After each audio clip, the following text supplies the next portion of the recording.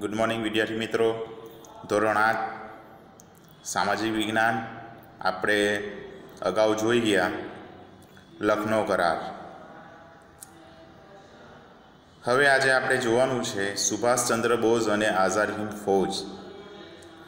તે પહેલાં આપણે આઝાદ હિન્દ ફૌજ જોતા પહેલાં સુભાષચંદ્ર બોઝનો પરિચય મેળવીએ.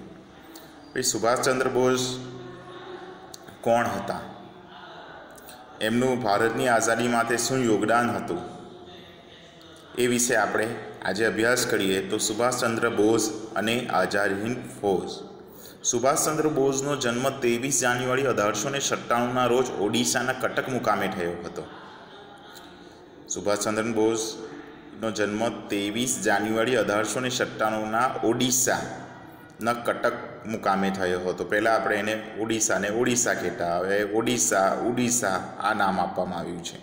તો જન્મ 23 જાન્યુઆરી 1897ના ઓડિશાના કટક મુકામે થયો હતો. તેની માતાનું નામ હતું પ્રભાવતી દેવી અને પિતાનું નામ હતું જાનકીનાથ બોઝ. સુભાષચંદ્ર બોઝ બાળપણથી જ તીવ્ર બુદ્ધિ ધરાવતા હતા, એટલે કે ખૂબ હોશિયાર હતા. ઈસવીસન 1920માં લંડનમાં ICSની પરીક્ષા 4થા નંબરે પાસ થયા.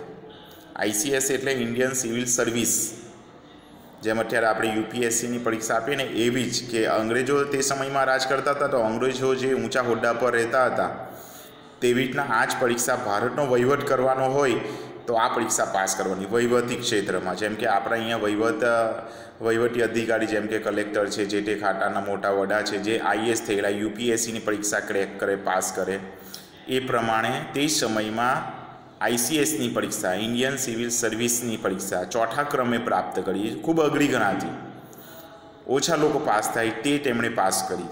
ભારતમાં આવ્યા પછી હિન્દી રાષ્ટ્રીય મહાસભા કોંગ્રેસમાં જોડાયા. એ ધારતે તો અંગ્રેજ સરકારના ઊંચ હોદ્દા પર નોકરી કરી શકતે, પણ નહીં, એ કોંગ્રેસમાં જોડાયા. હિન્દી રાષ્ટ્રીય મહાસભા કોંગ્રેસમાં જોડાયા અને કોંગ્રેસ એ ભારતની આઝાદી માટેનું કામ કરતી. દેશની સ્વાતંત્ર્ય ચળવળમાં ભાગ લીધો. 11 વખત રાજકીય કેદી તરીકે પકડાયા. આટલું બધું ભણેલા છતાં પણ પોતાના દેશ માટે, એ આઝાદી માટે લડ્યા. અને કેટલી વખત રાજકીય કેદી તરીકે પકડ્યા? 11 વખત. ઈસવીસન 1938માં હરિપુરા કોંગ્રેસ અધિવેશનમાં સુભાષચંદ્ર બોઝ કોંગ્રેસના પ્રમુખ બન્યા. આપણા સુરતની આગળ એટલે કે બારડોલી નજીક જે હરિપુરા આવ્યું છે ને, એ હરિપુરામાં તેઓ અધિવેશનમાં પ્રમુખ બન્યા. ત્યારબાદ ઈસવીસન 1939માં ત્રિપુરામાં મળેલ કોંગ્રેસ અધિવેશનમાં બીજી વાર પ્રમુખ બન્યા. સુભાષચંદ્ર બોઝ પહેલી વખત ક્યાં પ્રમુખ બન્યા હતા? કોંગ્રેસ અધિવેશનમાં સુભાષચંદ્ર બોઝ કોંગ્રેસના પ્રમુખ બન્યા હતા હરિપુરામાં. અને 1939 બીજા જ વર્ષે ત્રિપુરામાં કોંગ્રેસનું અધિવેશન બોલાવ્યું, ત્યાં પર પ્રમુખ બન્યા બીજી વખત. કેટલાક મતભેદોને કારણે તેમણે પ્રમુખ પદથી રાજીનામું આપી દીધું. મે 1939માં સુભાષચંદ્ર બોઝે ફોરવર્ડ બ્લોક નામના નવા રાજકીય પક્ષની રચના કરી. ફોરવર્ડ બ્લોક નવો રાજકીય પક્ષ રચ્યો. એને કોંગ્રેસ છોડી દીધું, નવો પક્ષ, કેમ કે કોંગ્રેસની અંદર મતભેદો હતા એટલે છોડી દીધો હતો. મે 1939માં તેમણે ફોરવર્ડ બ્લોક નામના નવા રાજકીય પક્ષની રચના કરી. યુરોપમાં દ્વિતીય વિશ્વ શરૂ થયું. ફોરવર્ડ બ્લોકે યુદ્ધ વિરોધી પ્રચાર શરૂ કર્યો.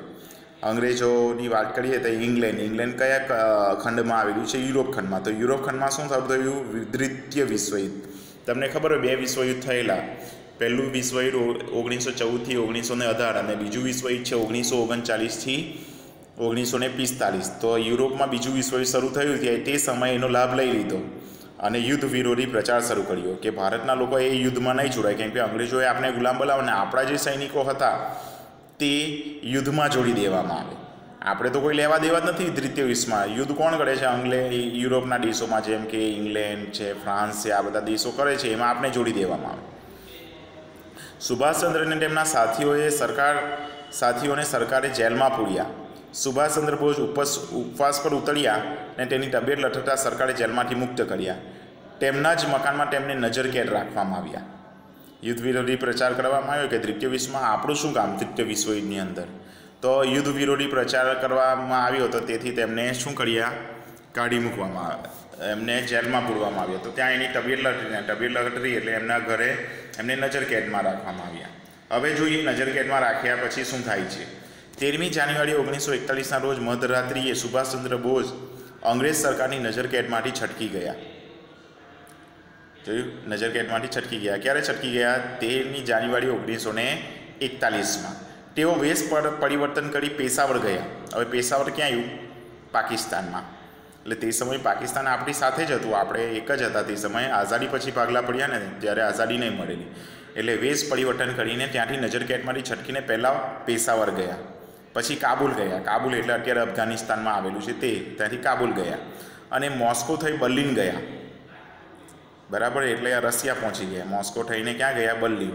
બર્લિન પહોંચી રેડિયો પરથી પ્રવચન આપતા અંગ્રેજ સરકાર ચોંકી ઉઠી કે આને તો નજરકેટમાં રાખીને ક્યાં જતા રહ્યા.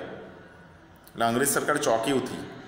ત્યાંથી તેઓ સુમાત્રા થઈ જાપાન ગયા અને જાપાન પહોંચી ગયા. હવે જર્મની તથા જાપાન અંગ્રેજના દુશ્મન દેશો હતા. બીજા વિશ્વયુદ્ધ ચાલતું હતું ત્યારે આ બાજુ એક ગમી ફ્રાન્સ, બીજા વિશ્વયુદ્ધમાં એક ગમી ફ્રાન્સ હતું. બરાબર, બે ભાગમાં વેચાઈ ગયા. બે ભાગમાં બધા દેશો અલગ અલગ ભાગમાં વેચાઈ ગયા. બે ભાગ એટલે કે ધડી રાષ્ટ્ર અને મિત્ર રાષ્ટ્ર. મિત્ર રાષ્ટ્રની અંદર જોઈએ તો ઇંગ્લેન્ડ, ફ્રાન્સ, અમેરિકા પાછળથી જોયેલું એટલે અમેરિકા અને બીજા બધા ઇટલી ને આ બધા દેશો એ મિત્ર રાષ્ટ્રમાં હતા. જ્યારે ધડી રાષ્ટ્રની અંદર જર્મની, જાપાન આ ધડી રાષ્ટ્રમાં હતા બીજા વિશ્વયુદ્ધ વખતે. એટલે અંગ્રેજોના દુશ્મન દેશો હતા જર્મની અને જાપાન. એટલે દુશ્મન કા દુશ્મન દોષ. એટલે સુભાષચંદ્ર બોઝે આ એક સારી આઈડિયા વાપરીને એમણે ભારતની આઝાદી માટે વાત કરી. તો આ સંજોગનો લાભ લઈ સુભાષચંદ્ર બોઝે જર્મનીના વડા હિટલર તથા જાપાનના વડા ટોજો સાથે વાત ચલાવેલી. જાપાનમાં વધુ મદદરૂપ થઈ શકે તેમ છે તેમ વિચારી તેમણે એશિયાના દેશોમાંથી લડત અપનાવવાનો નિર્ણય કર્યો. એશિયાના દેશોમાં જ બરાબર આવે ને આ, એટલે એમની મદદ લઈને એમણે શું કર્યું? લડત આપવાનો નિર્ણય કર્યો. એટલે ભારતની બહાર રહીને લડત કરશે. તો આઝાદીની ફૌજના સુકાની પડે એટલે આઝાદીની ફૌજ બનાવેલી. સુભાષચંદ્ર બોઝે એક મોટી ફૌજ હતી.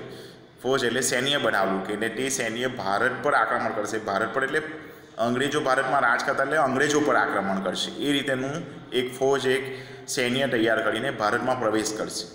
તો બ્રિટિશ લશ્કરના ભારતીય અમલદાર કેપ્ટન મોહનસિંહે જાપાનના શરણે ગયેલા ભારતીય સૈનિકમાંથી આઝાદીની ફૌજની રચના કરી. હવે તમને પ્રશ્ન થાય કે જાપાનના શરણે ગયેલા આપણા સૈનિક કયા સૈનિક ગયેલા? ભારતીય સૈનિક. બ્રિટિશ લશ્કરમાં ભારતીય અમલદાર કેપ્ટન મોહનસિંહે જાપાનના શરણે ગયેલા ભારતીય સૈનિકમાંથી આઝાદીની ફૌજની રચના કરી. આપણે ગુલામ હતા એટલે અંગ્રેજોની અંદર નોકરી કોણ કરતું? પોલીસની અંદર ભારતીય નોકરી કરતા, સૈન્યની અંદર પણ નોકરી કરતું, ભારતીય નોકરી કરતા. એટલે યુદ્ધમાં આપણે જોડી દીધેલા આપણા સૈનિકોને. તે જાપાને યુદ્ધ કેરિયર તરીકે પકડેલા, તેને આપણે છોડાવી લીધા અને તેનું જ આપણે લશ્કર બનાવ્યું. ને એ લશ્કર કોની સામે લડશે? અંગ્રેજો સામે.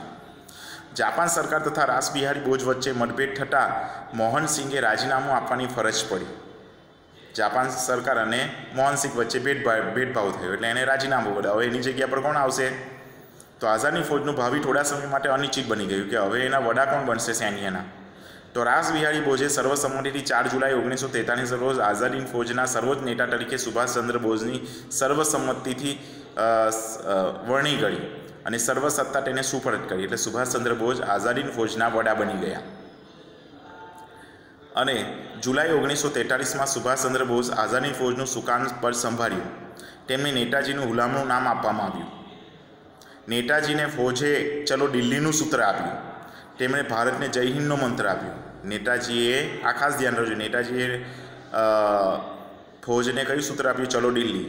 અને તેમણે ભારતને જય હિન્દનો મંત્ર આપ્યો. સૂત્ર અને મંત્ર ધ્યાન રાખજો. સૂત્ર આવે તો ચલો દિલ્હી અને મંત્ર આવે તો જય હિન્દ. તેમણે દક્ષિણ પૂર્વ એશિયાના દેશોનો પ્રવાસ કરીને ત્યાંના ભારતીયો પાસે માતૃભૂમિની સ્વતંત્રતા માટે તેમના સર્વસ્વનું બલિદાન આપવાની માંગણી કરી. દક્ષિણ પૂર્વ એશિયામાં જે ભારતીયો રહેતા હતા તેને કીધું બરાબર કે માતૃભૂમિની માટે આપણે સર્વસ્વનું બલિદાન, આપણી જાન પણ આપણે ન્યોછાવર કરી દઈએ તો પણ વાંધો નહીં એવી માંગણી કરી. તુમ મુझे खून दो मैं तुम्हें आज़ादी दूंगा સૂત્ર આઝાદીની ફૌજ માટે આહવાન કર્યું.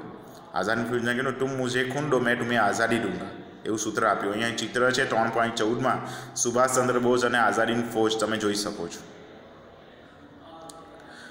હવે જોવાનું છે કામચલાઉ સરકાર. હવે કામચલાઉ સરકાર કેવું?